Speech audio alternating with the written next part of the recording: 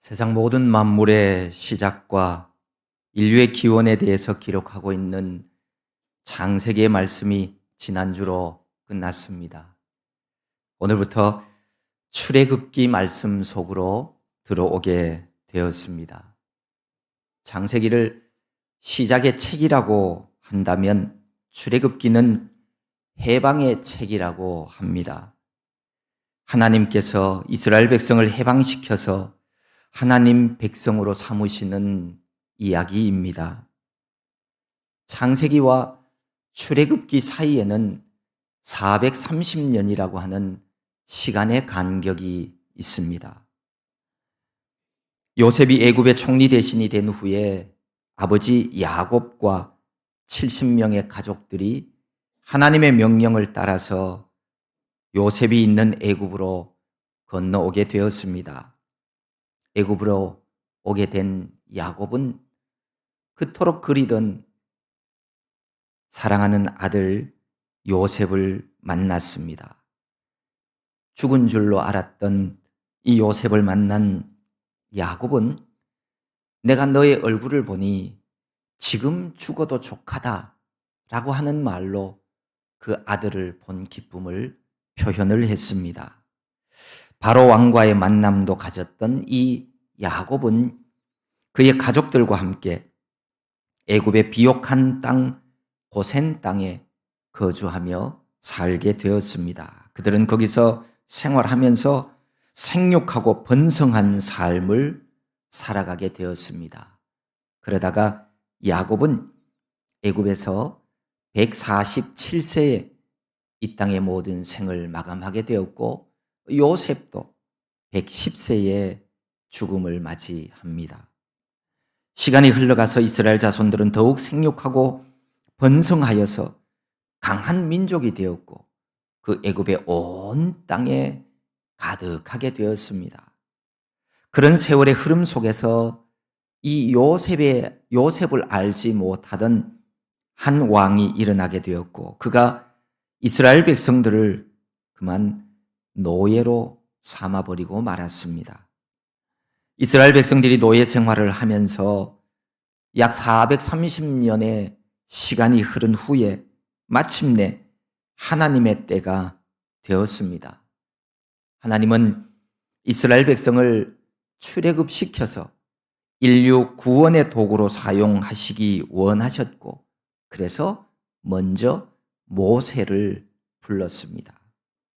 모세는 애굽 땅에서 살아가던 이스라엘 사람 아브람과 요게벳 사이에서 태어났습니다.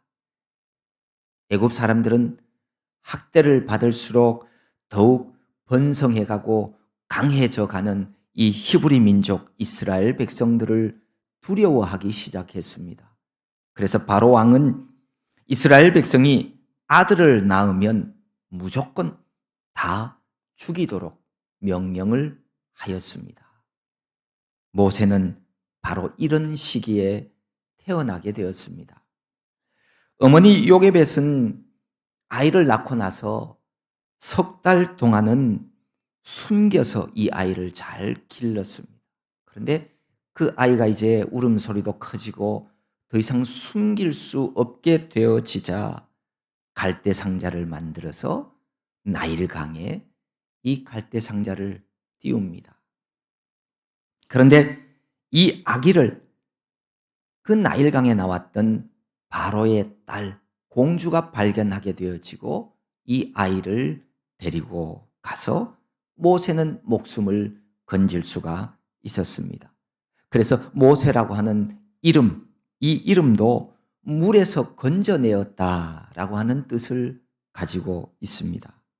바로의 딸인 공주의 양자가 되어서 애굽의 왕궁에서 이 모세는 40년 동안을 자라나게 되어지고 생활하게 되었습니다. 그런데 어느 날 이 애굽 사람이 자기 동족 히브리 사람을 학대하는 것을 보고 의협심을 발휘하여서 그만 애굽 사람을 쳐 죽입니다. 이 일이 발단이 되어서 모세는 애굽의 왕궁에서 더 이상 지낼 수가 없게 되어지고 미디안으로 도피하게 되어집니다. 모세는 그곳 미디안에서 결혼을 하게 되어졌고 두 아들도 낳게 되었습니다. 그러던 어느 날 하나님의 산 호렙산에서 마침내 하나님의 부르심을 받았습니다. 하나님의 사자가 떨기나무 불꽃 가운데에 나타나셨습니다. 모세가 보니까 떨기나무에 불이 붙었는데 그 나무가 타지 않는 겁니다. 사라지지 않는 겁니다. 여기서 이 불꽃은 죄악을 태우고 정결하게 하는 하나님의 거룩한 도구를 의미합니다. 그 신기한 광경을 보고서 모세가 더 가까이 그 떨기나무로 다가섰을 때 하나님은 떨기나무 가운데에서 모세에게 말씀을 하십니다. 이리로 가까이 오지 말라. 내가 선 곳은 거룩한 땅이니 내 발에서 신을 벗으라.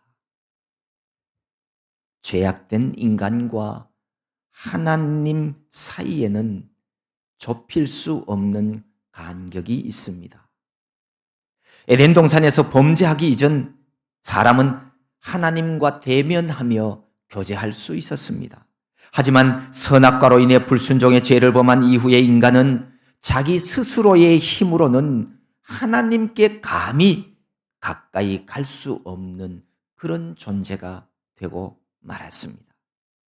인간의 타락을 기록하고 있는 창세기 3장 말씀에 보면 인간이 범죄한 이후에 하나님은 그들을 쫓아내시고 에덴 동산 동쪽의 그룹들과 두루 도는 불칼을 두어서 생명나무의 길을 가지 못하도록 지켰다라고 기록하고 있습니다. 하지만 하나님이 누구십니까? 하나님은 사랑의 하나님이십니다. 우리의 상처를 고쳐주시고 넘어진 자를 일으켜 세워주시며 약한 자를 강하게 하시는 하나님이십니다. 날마다 권능의 손으로 우리를 품으시고 안으시는 그 하나님은 인간과 하나님을 가로막고 있는 죄의 담을 허물기 위해서 구약시대에는 예표적인 의식으로서 피 흘리는 제사 제도를 제정하셨습니다. 그리고 신약시대에는 그 제사의 절정이요 완성으로서 독생자 예수 그리스도를 십자가의 희생제물로 내어주셨습니다. 그래서 화목제물이 되신 예수 그리스도를 나의 주 나의 하나님으로 믿으면 누구든지 구원을 얻을 수 있게 되었습니다. 여기 내가 선 곳은 거룩한 땅이다. 이 거룩한 땅이라고 하는 이 말씀은 하나님께서 임재하시기 때문에 거기가 거룩하다는 말씀입니다. 하나님이 함께 하시는 땅이기에 가나안 땅을 거룩한 땅이라고 부르고요. 예루살렘을 거룩한 도성이라고 부르는 이유도 바로 거기에 있는 겁니다. 그리고 내 발에서 신을 벗으라 라고 하는 이 말씀은 모세의 뒤를 이은 여호수아에게도 하나님께서 반복해서 명령하신 말씀입니다. 이 신, 영어 성경에는 그 샌달이라고 되어 있죠. 이 샌달은 인간의 타락과 품성과 행위를 상징하고 있습니다. 죄악된 행위를 하며 죄악된 장소를 다니느라 더러워진 신발에는 온갖 더러운 먼지나 때가 묻어 있습니다. 그래서 신을 신은 채 하나님께서 임재하신 거룩한 땅을 밟을 수는 없다는 것을 말씀하고 있습니다. 그래서 하나님의 말씀이 선포되는 이 강단에 오를 때는 신발을 벗고 오도록 그렇게 한 경우도 있었던 겁니다. 신을 벗는 행위는 거룩하신 하나님 앞에 부르심을 받은 모세가 이제는 죄악된 모습을 떨쳐버리고 거룩한 소명자로 서야 한다는 의미입니다. 이리 가까이 오지 말아라. 내가 선 곳은 거룩한 곳이니 내 발에 신을 벗으라. 이 말씀에 대한 여러 해석들이 있습니다만 그 의미를 두 가지 정도로 말할 수 있습니다. 하나는 허물과 죄로 오염된 인간은 감히 하나님의 거룩한 존전에 설 수 없고 그의 일꾼으로 쓰임받을 수 없다는 의미입니다. 그리고 또 하나는 인간 스스로의 재능이나 능력 그리고 자존심 같은 것을 앞세우지 말고 겸손히 순복하는 자세를 가지라고 하는 뜻으로 우리가 해석할 수 있습니다. 실제로 고대 사회에서는 노예는 신발을 신을 수가 없었습니다. 곧 최소한의 신변 보호나 자신의 뜻을 나타내어서는 안 되는 존재였습니다. 전적으로 주인의 의사에만 따라야 했습니다. 심지어 죽고 사는 것까지도 주인의 뜻과 자비에 달려 있었습니다. 그런 존재가 바로 노예였어요.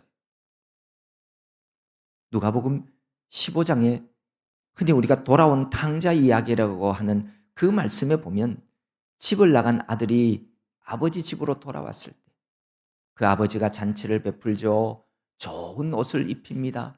손에 가락지를 끼웁니다. 그리고 한 일이 뭐냐면 신의 발에 신을 신기는 일이었어요. 이제 더 이상 노예나 종이 아니라는 의미입니다. 하나님 앞에 부르심을 받은 소명자는 죄악된 모습을 벗어버리고 전적으로 순종하는 자세로 임해야 한다는 말씀입니다. 모세를 부르신 하나님은 이스라엘 백성을 위하여 무슨 일을 계획하고 계시는지를 이 모세에게 다 밝힙니다. 특별히 7절, 8절에 있는 이 말씀은 이스라엘을 향하신 하나님의 뜻을 잘 보여주고 있습니다. 이 두 구절에서 하나님은 7가지의 동사를 사용하셔서 말씀합니다. 첫 번째는 내 백성의 고통을 분명히 보고, 두 번째는 그들의 부르짖음을 듣고, 세 번째는 그 근심을 알고, 네 번째는 내가 내려가서, 다섯째 그들을 애굽인의 손에서 건져내고, 여섯 번째 그들을 그 땅에서 인도하여, 일곱 번째 젖과 꿀이 흐르는 땅으로 데려가겠다. 여기 이 동사들 보고 듣고 알고 내려가고 건져내고 인도하고 데려가는 이 동사들은 하나님이 우리를 얼마나 사랑하고 계시는지를, 그리고 또한 죄범한 인간을 구원하기 위해서 하나님이 가지고 계신 마음이 얼마나 사랑의 마음이고 대단한지를 보여주는 하나님의 위대한 행동들입니다. 구약 성경 잠언 20장에 보면 이런 말씀이 있어요. 듣는 귀와 보는 눈은 다 여호와께서 지으신 것이니라. 하나님이 사람을 지으실 때 눈과 귀를 만드신 이유 뭘까? 물론 눈으로 보고 귀로 들으라고 만드셨지요. 그런데 하나님이 볼 수 있고 하나님이 들으실 수 있기 때문에 사람에게 귀와 눈을 만들어 주셨다는 얘기입니다. 하나님은 우리의 눈보다도 더 좋은 눈, 하나님은 우리의 귀보다도 더 좋은 귀, 그 귀가 있어서 하나님은 못 보는 것이 없고 듣지 못하는 것이 없습니다. 적어도 그래서 하나님을 믿는 사람이라면 사람들 앞에서 살아가지 말기를 바랍니다. 우리의 앉고 일어서며 눕고 행하는 모든 행위와 우리의 마음의 생각을 다 아시는 하나님, 그 하나님 앞에서 우리는 살아가야 합니다. 누가 있으면 이렇게 행동하고 아무도 없으면 저렇게 행동하지 말고, 사람이 있든 없든지 우리의 삶을 다 보고 듣고 계시는 하나님, 그 하나님 앞에서 살아가야 합니다. 그 사람이 진정한 그리스도인이요 하나님을 믿는 신앙인입니다. 이스라엘 백성들이 애굽에서 종살이하면서 당하는 모든 고통을 하나님은 다 다 보고 계셨습니다.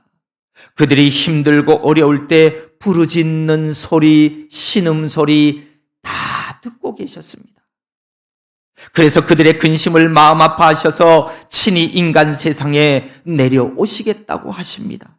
내려오셔서 자기 백성 이스라엘을 애굽인들의 손에서 건져내시겠다고 말씀하십니다.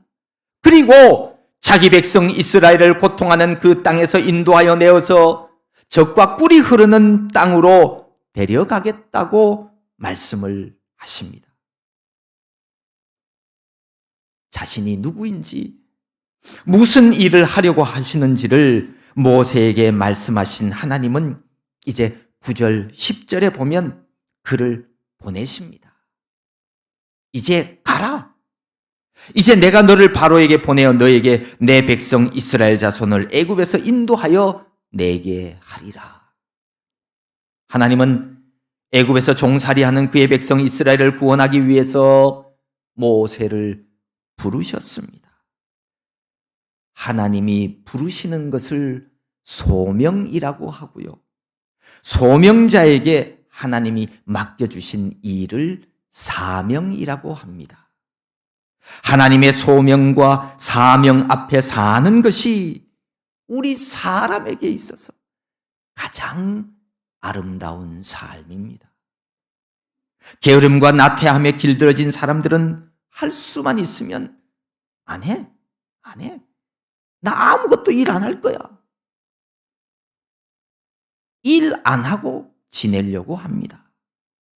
그래서 행운이나 바라고 복권 당첨되기만을 바라면서 매주 그런 소망만 가지고 살아가는 거예요. 그러나 복권은 하나님의 방법이 아닙니다. 하나님의 뜻이 아닙니다.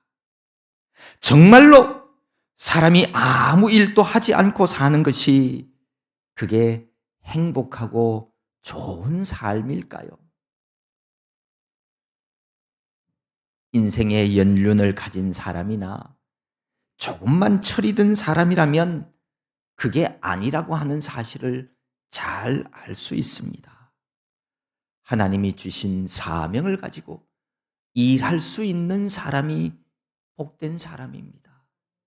그가 최고로 복받은 사람입니다. 사람에게 일이란 먹고 살기 위한 어쩔 수 없는 노동으로만 인식하고 있는 사람들이 있지만 사실은 그게 다는 아닙니다. 물론 우리 생존에 필요한 것을 얻기 위한 한 방편이 되는 것도 사실입니다. 하지만 사람은 자신의 일을 통해서 사회 전체에 일정한 한 부분에 공헌을 하게 되는 겁니다.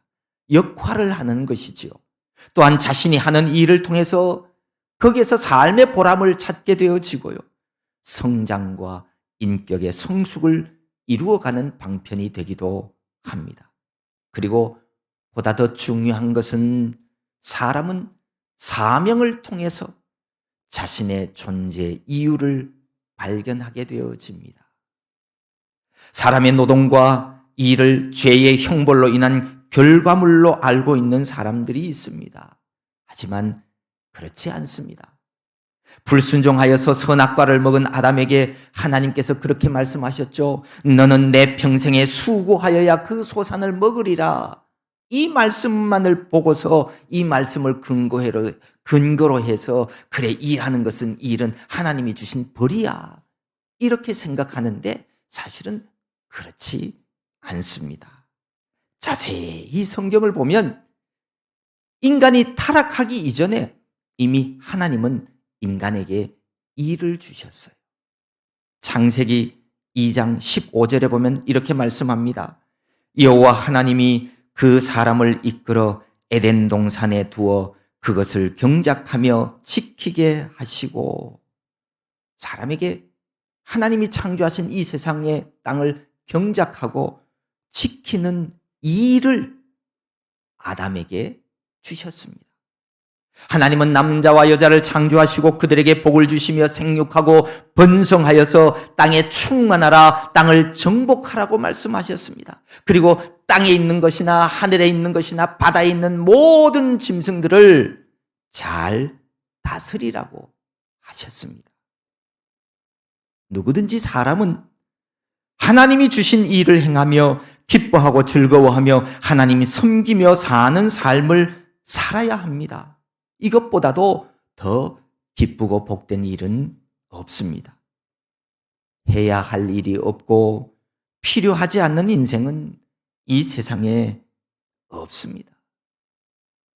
어느 80 먹은 우리 권사님 한 분이 매주일마다 예배 시간 1시간 전에 오셔서 강단을 걸레로 구석구석 닦는 일을 했어요. 어느 분이 그 권사님에게 권사님 이제는 교회 오시기도 힘든데 이 일 너무 힘드시지 않아요? 저희들이 할까요? 그랬더니 그 권사님이 그렇게 말씀하셨더랍니다. 하나님 주신 사명에는 은퇴가 없어.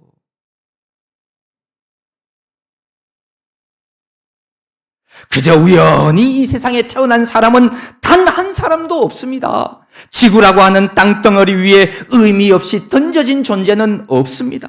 모두가 다 생명의 근원 되시는 하나님 섭리에 의해서 보냄받았고 하나님의 인도하심 따라서 그의 삶을 영위하며 사는 것입니다. 여기 있는 우리 모두도 하나님께로부터 부르심을 받고 보냄받은 사명자들입니다. 부자 되는 것이 우리 인생의 목표가 아니고 사람들에게 인정받는 것이 내가 이 세상에 태어난 이유도 아닙니다.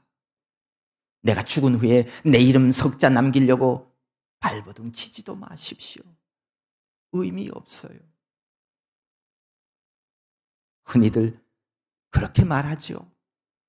뭐니 해도 건강이 최고야. 이 세상에 살아가는 동안에는 건강이 최고 맞습니다. 돈이 있어도 지식이 있어도 명예가 있어도 인기가 있어도 건강을 잃으면 다 잃어버리는 거예요. 그래서 최고의 노후 준비도 건강이라고 그러잖아요. 건강 잘 지켜야 돼요. 건강은 건강할 때부터 지켜야 돼요. 그러면 우리가 어떻게 건강한 삶을 살아갈 수 있을까요? 건강식품 많이 먹으면 건강하게 되나요? 아닙니다. 하나님이 주신, 내게 주신 이 사명이 우리의 영과 육을 강건하게 만들어줍니다. 때로는 무거운 짐처럼 생각될 때도 있죠.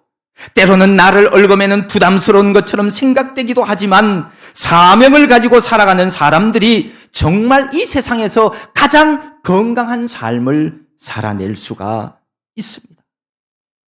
사명자는 힘들어도요, 지쳐도요, 주저앉지 않습니다. 오해나 어려움을 만나고 심지어 능력과 핍박이 있어도 하나님이 주신 사명이 있기에 멈추지 않고 하나님 주시는 힘 가지고 뚜벅뚜벅 매일매일 전진할 수가 있습니다. 사명자니까 말입니다.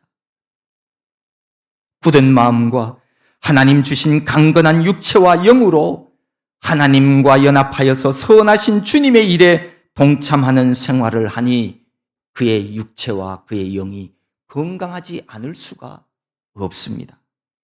하나님은 부르시고 사명을 주시면서 나 몰라라 하지 않습니다. 사명을 주시면서 네가 알아서 해 이렇게 취급하지 않습니다.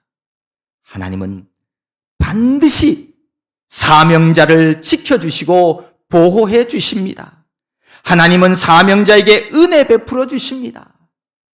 하나님은 좋으신 하나님이십니다. 모세에게 사명을 주시면서 12절에 보면 이렇게 말씀하시죠. 내가 반드시 너와 함께 하리라. 내가 어두움을 걸어갈 때에도 내가 기쁜 날에도 외롭고 지친 날에도 우리 주님은 나와 함께 하십니다. 그러므로 하나님의 사명자만이 좌우로나 우로나 치우치지 않고 언제나 건강하게 생명길을 걸어갈 수 있는 것입니다. 내가 왜 좌로 치우치고 우로 치우칩니까? 너무 편해서 그래.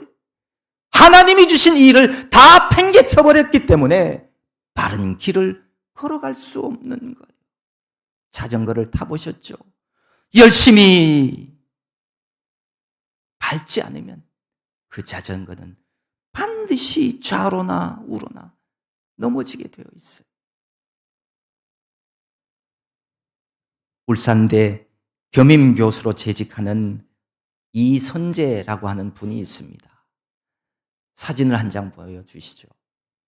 이 사진은 지난 여름 부산 서면 지하철 입구에서 하나님은 살아계십니다 라고 쓰인 피켓을 들고 예수 그리스도는 우리를 위해 십자가에 못 박히셨습니다 라고 선포하는 모습입니다.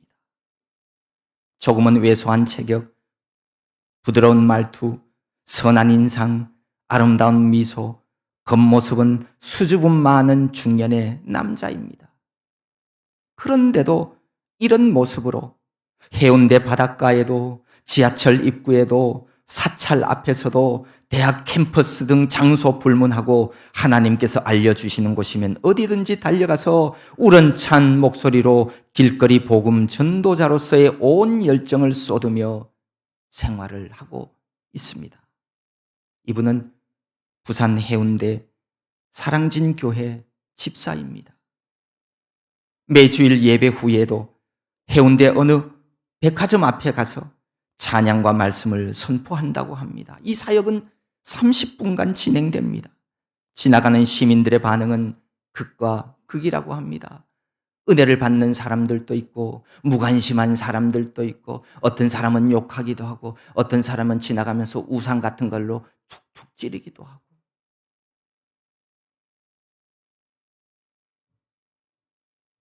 이분은 기도 시간에 하나님께 어디로 갈까요? 라고 물어보면서 전적으로 하나님께서 알려주시는 장소로 간다고 합니다.